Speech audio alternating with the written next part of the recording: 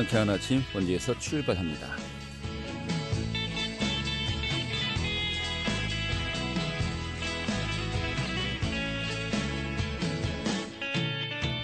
안녕하십니까. 12월 4일 금요일 아침 인사드리겠습니다. 상쾌한 아침 원지에서 출발합니다. 진행이 한태호입니다. 오늘 굉장히 춥습니다. 찬바람이 불면서 기온이 빠르게 떨어지고 있는데요.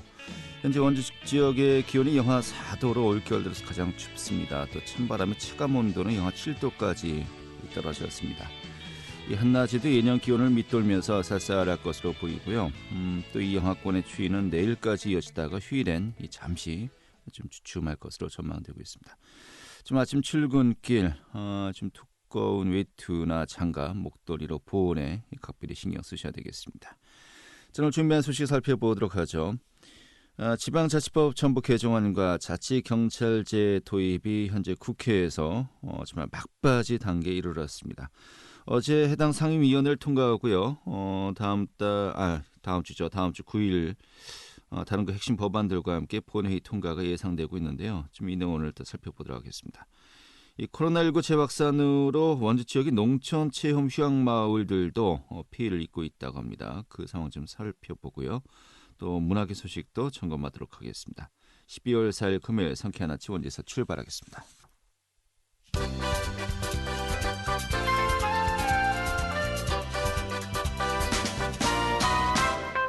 오늘의 주요 뉴스입니다. 이 코로나 수능으로 불리우는 2021학년도 대학 수학 능력 시험이 차분한 분위기 속에 어제 치러졌습니다. 이 자가 격리 중이었던 수험생 3명은 별도 시험장에서, 또 시험 도중에 발열과 기침 증상을 보였던 수험생 2명은 일반 시험장 내 별도 시험실로 옮겨서 나머지 시험을 치렀고, 이날 수능에는 도내 총 12,347명의 수험생들이 응시했습니다. 이 국회 예산 심의 결과 당초 정부 예산안보다 강원도는 422억 원의 준계획된 7조 2,150억 원을 확보한 것으로 전해졌습니다. 이는 올해 정부 예산의 확보액보다 4,192억 원, 또 당초 국비 확보 목표액과 비교해서 1,150억 원 이상이 증가한 수치였습니다. 신규 예산 확보 사업 중에선 원주 여주간 전철 사업에 49억 원 증액된 것이 특히 눈에 띄고 있습니다. 영월군이 코로나19 확산 방지를 위해서 안심콜 출입 관리 서비스를 도입한다고 밝혔습니다.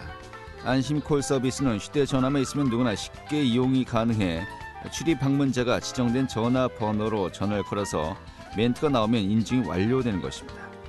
이 방문자의 발신 전화번호와 출입 시간이 즉시 자동 저장되고, 또 기록된 정보는 4주 후에 자동 삭제되고, 통화료는 군에서 부담하는 안심 인증 서비스입니다. 오늘의 주요 뉴스였습니다.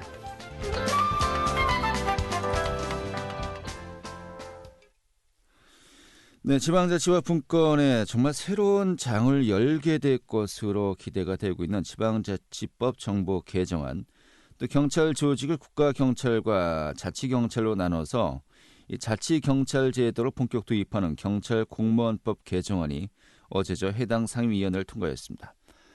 다음 주 9일 국회 본회의에서 통과될 것으로 예상이 되고 있는데, 오늘 이 법안 내용 어떤 것인지, 또 어떤 그 변화가 예상이 되고 있는지 살펴보도록 하겠습니다. 강원도밀보의 박창현 기자 연결하겠습니다. 여보세요? 예, 안녕하세요. 네, 반갑습니다. 자, 먼저 지방자치법 정말 큰 변화가 예상되고 있네요. 전반적인 좀 개요부터 설명해 주시죠. 예, 그렇습니다. 일단 지방자치법은 그 지방자치단체의 명칭이라든가 조직, 업무, 그 운영에 관한 전반적인 내용을 다루는 법률인데요. 1949년 제정돼서 좀 큰 골격은 1988년 4월에 좀 제정이 됐습니다. 그래서 현행 그 지방자치 제도의 시행의 근거가 마련된 게 1988년인데, 이 이후에 32년 만에 새로운 제도가 이번 법률에 담기게 돼서 좀 큰 의미가 있다고 볼 수가 있고요. 네. 이 법이 좀 20대 국회에서는 상정도 못하고 폐기가 됐는데, 이번 21대 국회에서 진통 끝에 상임위를 통과해서 이제 본회의 상정을 앞두고 있는 상황입니다. 이번 그 법 개정이 국회를 통과하게 되면요, 지난 91년부터 시행된 지방자치제도 시행에 있어서 국민 주권을 향상시킬 수 있는 좀 획기적인 변화가 예상된다고 이 점에서 좀 의미가 있습니다. 네, 이 여당이죠. 민주당은 다음 주 9일에 이 법안들을 통과시키겠다라는 계획을 세우고 발표를 했습니다. 여기에는 요즘 뭐 굉장히 논란이 많이 있는 공수처법도 있고요. 경찰 조직법도 있고요. 또 이 지방자치법도 이제 포함이 되는데 굉장히 중요한 또 다음 주 한 주가 될 것 같습니다. 그렇습니다. 아무튼 이러한 지방자치법이 32년 만에 전면 개편되는 거 아니겠습니까? 좀 내용들을 세밀하게 살펴보도록 하죠. 우선 그 지방의회의 기능이 한층 또 훨씬 더 많아진다고요? 그렇습니다. 이번 지방자치법 전부 개정안의 최대 수혜자라고 할 수 있는데요. 이게 바로 지방의회라고 보입니다. 우선 지방의회 정책 지원 전문 인력이라고 하는 보좌관 제도가 당초 그 시도 강역의회, 쉽게 얘기하면 도의회로 한정이 되려고 했는데 네. 시군구의회, 군의회, 시군의회까지 확대 시행되게 됩니다. 그 보좌관 그 인원은요, 의원 정수의 2분의 1 범위 내에서 충원할 수 있다고 했고요. 최초 증원은 오는 2022년부터 연차적으로 충원될 예정입니다. 네. 지방의회도 의장의 권한도 강화가 되는데요. 의회 그 사무직원에 대한 인사권 행사가 가능해집니다. 현재는 그 자치단체장이 인사권을 가지고 있는 구조인데 당초 행정안전부는 그 강역의회, 쉽게 얘기하면 도의회에 한해서 인사권을 부여하자는 입장이었는데 국회 행정안전위가 논의 끝에 시군구의회, 쉽게 얘기하면 시군의장에게까지 확대 적용하게 된 겁니다. 그 대신에 지방위원, 도의원이나 시군위원의 그 겸직 신고 공개와 견임 제한 규정 등 의회의 투명성을 위한 구체적인 규정이 새롭게 담기게 됐습니다. 네. 사실 조직의 권한은 인사권과 예산권으로 이제 가장 구분되는 거 아니겠습니까? 그 중에서 좀 최소한의 인사권을 가져오게 된다. 이게 권한이 굉장히 대폭 강화된다 이렇게 보면 되겠군요. 그렇습니다. 그리고 또 가장 중요한 것이 또 주민들의 참여 방안, 또 이제 도와 또 시군 간의 또 변화 이런 부분들 아니겠습니까? 여기도 아주 또 변화가 클 것으로 예상되는군요. 예, 일단 이번 그 개정안에는 그 주민 주권과 참여를 좀 확대하는 법조항이 신설됐다고 보면 되고요. 주민이 지자체의 정책 결정과 집행 과정에 참여할 권리를 명시해서 주민 참정권을 크게 강화했습니다. 무엇보다 그 지자체의 정책 결정과 집행 과정에 지역 주민이 참여할 수 있는 권리를 명시했고요. 조례 개정이라든가 폐지, 감사 청구를 위한 기준 연령을 낮춰서 주민 스스로가 지방자치에 직접 참여할 수 있도록 제도를 개편했습니다. 또 지방의회 의정 활동과 집행기관의 조직이라든가 재무 등 주요 지방자치 정보를 주민에게 공개하도록 의무화했고요. 아쉬운 게 하나가 있다면은 당초에는 그 이번 개정안에 시도 부단체장, 예를 들면 강원도의 부지사 네. 을 확대할 수 있는, 자율적으로 확대할 수 있는 그 제한 규정을 없애려고 그랬는데 이번에 그 상임위 논의 과정에서 이 규정은 좀 반영이 되지 못했습니다. 네. 그렇기 때문에 이런 자율 조정은 당분간 좀 다시 논의가 될 것으로 보입니다. 하지만 추가로 신설할 수는 있지는 않습니까? 이번에 그것을 하려고 했는데 아하, 상임위에서 어제 논의를 해서 이 규정은 좀 보류하자 이렇게 논의가 됐습니다. 그렇군요. 알겠습니다. 자, 그리고 이게 정말 그 관심 가는 사항이 아닌가 싶은데 이 특례시, 그 인구 100만이 넘는 기초지자체는 특례시로 만든다라는 또 제도가 이번에 신설이 되었어요. 이거 어떤 내용입니까? 네, 지방자치법 개정안 핵심 쟁점이었습니다. 특례시 명칭 부여인데요. 우선 특례시 지정 요건은 당초 50만 명 인구에서 100만 이상 대도시로 정했습니다. 실제 그래서 적용 가능한 도시를 보면 그 수원이 119만으로 정의되고요. 경기도 고양이라든가 용인, 경남 창원 등 4개 도시이기 때문에 강원도는 당초 인구만 놓고 보면 특례시 기준에 충족하는 도시가 없는 상황입니다. 네. 근데 다만 그 실질적 행정 수요와 국가 균형 발전, 지방 소멸 위기 등을 고려해서 행정안전부 장관이 지정하는 시군구에도 특례 부여가 가능하다. 이런 내용이 삽입이 됐습니다. 이 내용이 좀 적용이 되면 좀 도청세제지, 예를 들면은 춘천이 좀 포함이 될 것으로 예상이 되고요. 또 하나는 강원도는 그 인구 소멸 예상 지역이 한 5곳으로 전국 17개 시도 중 최상위이기 때문에 각종 특례 적용을 받을 수 있을 것으로 기대가 됩니다. 특례 규정은 그 자치단체의 특성에 맞는 공직사의 직급이라든가 기관 배치의 권한이 부여가 되고요. 광역자치단체를 거치지 않고 각종 재정과 조세, 건축 인허가 등의 좀 파격적인 혜택이 부여될 것으로 예상이 됩니다. 네. 아무튼 뭐 특례시가 된다면은 이 광역지자체의 어떤 사정권에서 이제 벗어나게 되는 거 아니겠습니까? 예. 강원도는 그러한 시가 하나도 없어서 지금 우리가 이제 지적을 하고 있는데 경기도 같은 경우는요, 수원, 고양, 용인 이렇게 세 곳이나 돼요. 세 곳만 합쳐도 이제 300만이 넘는데 이 경기도와 그 특례시는 이제 가능한 이 지자체 간의 또 갈등 문제도 앞으로 좀 지켜봐야 될 것 같기도 하고요. 예. 아무튼 이 광역 지자체의 힘이 좀 많이 빠지겠군요. 알겠습니다. 자, 그리고 자치경찰제 도입 이게 정말 우리 생활에 큰 변화가 지금 예상되고 있는데 이게 어떤 내용입니까? 예, 국회 행정안전위원회가 어제 그 지방자치법 전부 개정안과 함께 경찰 공무원법 개정안도 의결을 했습니다.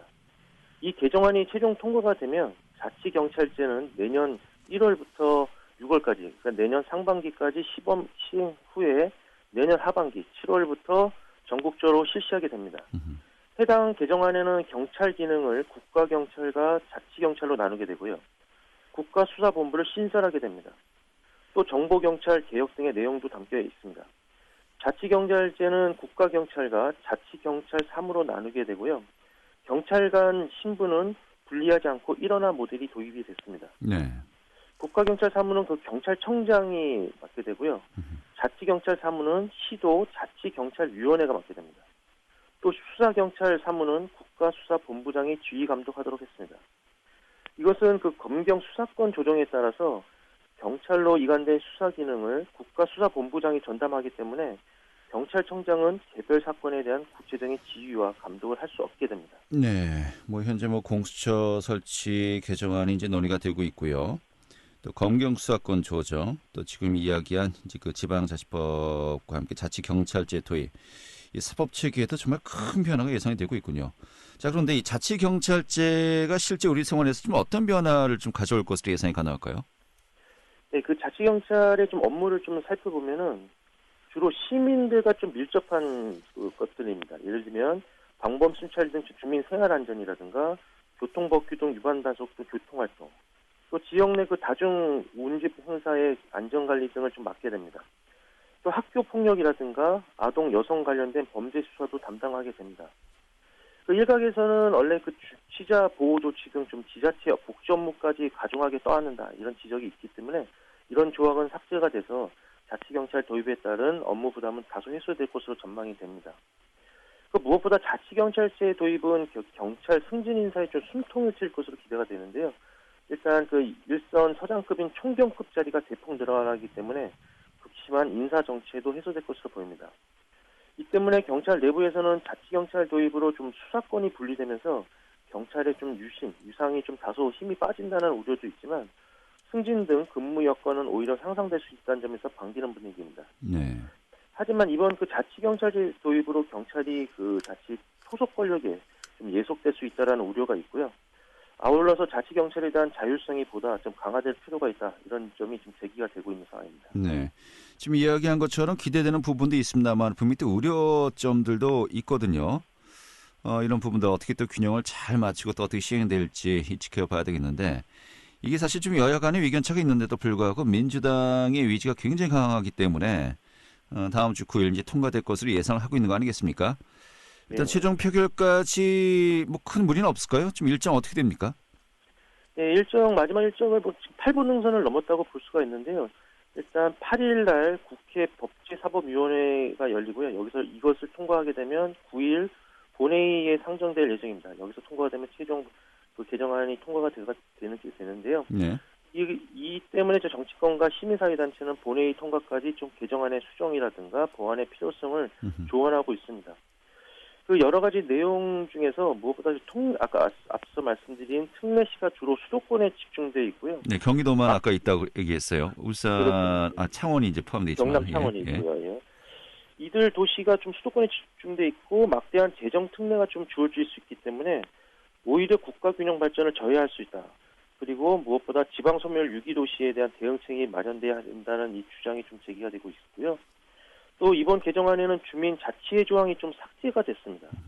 이 때문에 시민사회단체는 주민들의 자치권 보장에 대한 우려가 좀 목소리가 높기 때문에 이에 대한 수정 보완이 반드시 필요하다 이렇게 목소리를 높이고 있습니다. 또 자치경찰제의 경우를 좀 보면은 자치경찰이 관리감독의 권한을 지니게 되는 그 도지사입니다. 관리감독을 도지사가 맡게 되는데 이 도지사의 치안 철학이 좀 반영된 강원도형 자치경찰 모델을 만들어야 혼선 없이 좀 제대로 정착될 수 있다고 얘기가 나오고 있고요. 결과적으로 보면은 지방자치법과 자치경찰제 도입을 담은 경찰 공무원법 전부 개정안이 통과가 되면 지방자치에 좀 획기적인 변화를 불러 넣을 수 있다는 것만은 좀 분명해 보입니다. 네. 저희 법안들이 최종 통과되면요. 지금 이야기했던 지적했던 부분들 좀 하나하나 좀 자세하게 또 우리가 살펴보는 시간도 준비해야 될 것 같습니다. 네, 오늘 이렇게 정리하죠. 고맙습니다. 네, 감사합니다. 네, 강원도밀보의 박창현 기자였습니다.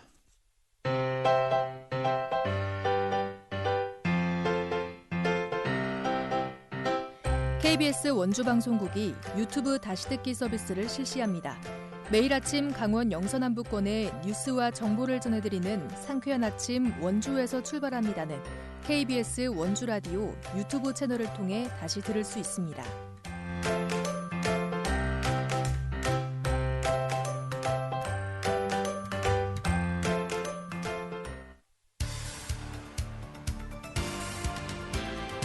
알찬 정보, 생생한 현장의 소식을 전해드립니다. 리포터 현장.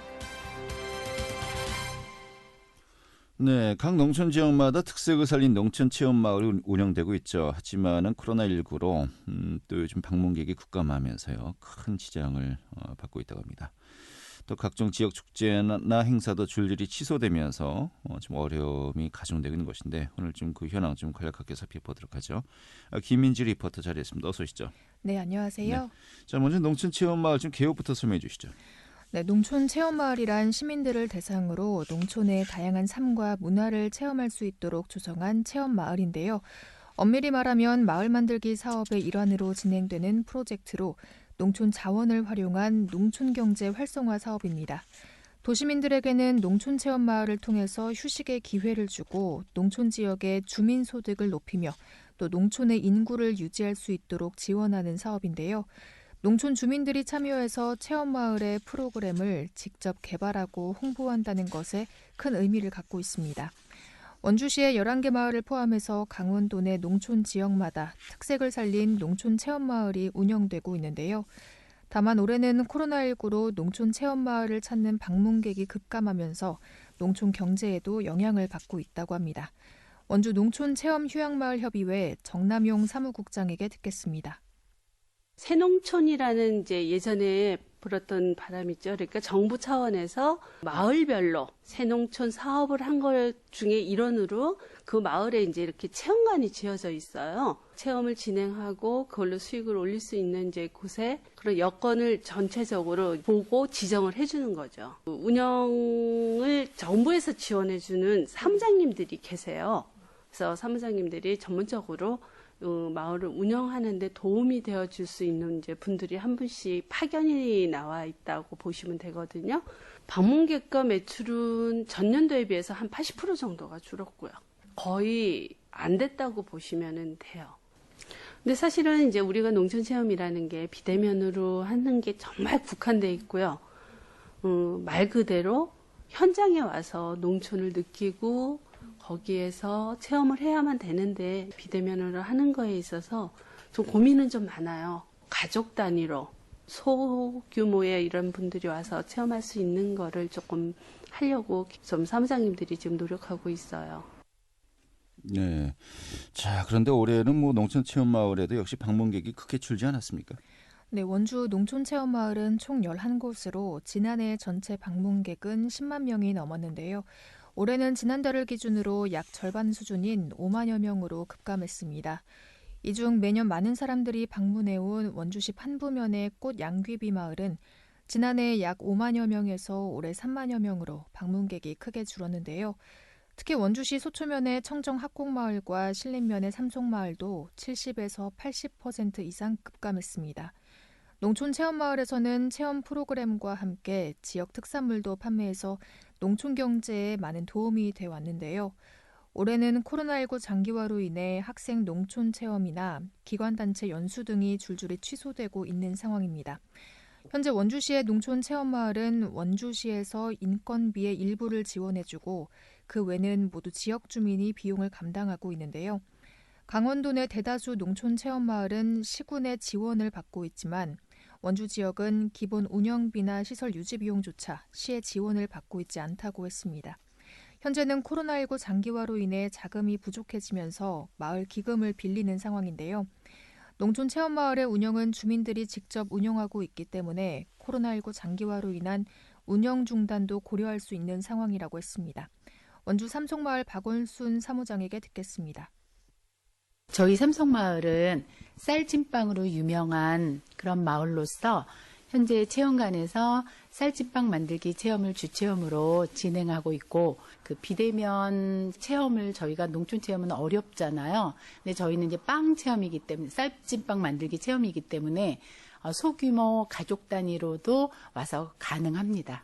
연중 방문객이 한 8천여 명 이상 다녀가셨고, 매출액은 거의 한 9천만 원, 거의 1억 가까이 이제 매출이 일어났는데, 올해 같은 경우는 지금 현재 제가 학교로 나가서 출강을 나가서 아이들하고 체험한 인원 수까지 해서 한 2,000명도 안 돼요. 공과금이라도 좀 지원을 해주시면 운영비가 상당히 많은 액수가 나와요. 지금 현재 저희 올해 이러한 소득 면에서 보면 현저하게 금액이 모자른 상태거든요. 네. 자, 이런 가운데 또 겨울 축제와 행사도 계속해서 취소되고 있지 않습니까? 좀 상당한 또 영향이 더 있을 것 같아요. 네, 코로나19가 확산되면서 강원도 대표 축제들도 줄줄이 취소되고 있는 상황인데요. 연말은 물론 내년 초에 예정된 겨울 축제까지 취소되면서 지역 경제에 영향을 받고 있습니다. 평창 송어축제와 대관령 눈꽃축제는 취소됐으며 이에 따른 손실을 감당하는 부분에 있어서도 막막한 상황인데요. 특히 전 세계에서 4대 겨울축제라고 꼽히는 화천 산천어 축제도 아직 개최 여부를 결정하지 못했습니다. 특히 이 축제에는 매년 180만 명이 넘는 사람이 방문해서 1,000억 원 이상의 경제 효과를 가져다 준 만큼 축제가 취소되면 지역 경제에도 큰 타격이 예상됩니다. 네, 알겠습니다. 오늘 이렇게 정리 아주 잘 들었습니다. 네, 감사합니다. 네, 김민주 리포터였습니다.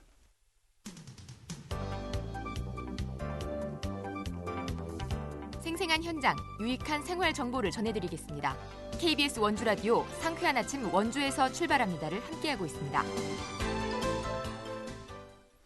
네, 금요일 아침 또 지역의 문화계 소식 살펴보도록 하죠. 강원일보 문화부의 이한정 기자 연결하겠습니다. 여보세요. 안녕하세요. 네, 반갑습니다. 자, 원주 챔버 콰이어가 비대면 정기 연주회를 또 준비하고 있군요. 네, 원주 챔버 콰이어가 제13회 정기 연주회를 오는 6일 오후 5시 백운 아트홀에서 엽니다.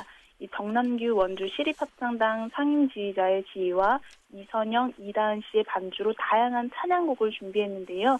장성남 시인의 시에 정남규 지휘자가 작곡한 옛 노트에서부터 이 박노해 시인의 시에 최대영 씨가 곡을 붙인 멀리 가는 그대여 등을 들을 수 있습니다. 이 코로나19로 인해서 무관중 공연으로 진행이 되는데 유튜브에서도 실시간 스트리밍으로 온라인 생중계한다고 하니까 이제 많은 분들이 온라인으로 보실 수 있을 것 같습니다. 네, 이렇게 비대면으로라도 공연이 지속되고 있는데, 자, 또 10일과 11일 영화제가 온라인으로 열리는군요. 네, 제25회 원주 인권영화제가 10일, 11일 이틀간 온라인으로 열립니다. 원주 시민연대와 강원 인권사무소가 주최하는 인권영화제 올해 주제는 여행과 힐링 그리고 인권으로 무스탕 가는 길 그리고 카일리스 가는 길 두 편이 원주 시민연대 홈페이지에서 온라인으로 시민을 만나는데요. 이 무스탕 가는 길은 한 할머니와 아들이 히말라야로 떠나며 전개되는 영화입니다. 이 할머니는 32에 생후 7개월 된 아들을 잃었고 또 37에 남편을 떠나보냈습니다. 그래서 2살 때 아버지가 떠난 후 45년 동안 세월을 외롭게 살아온 어머니를 바라보는 아들이 이 어머니의 가슴 깊이 새겨진 슬픔을 씻어내기 위해서 어머니와 히말라야로 순례를 떠나는 내용입니다. 또 카일리스에 가는 길은 마찬가지로 티베트로 가는 이야기를 담은 영화인데요.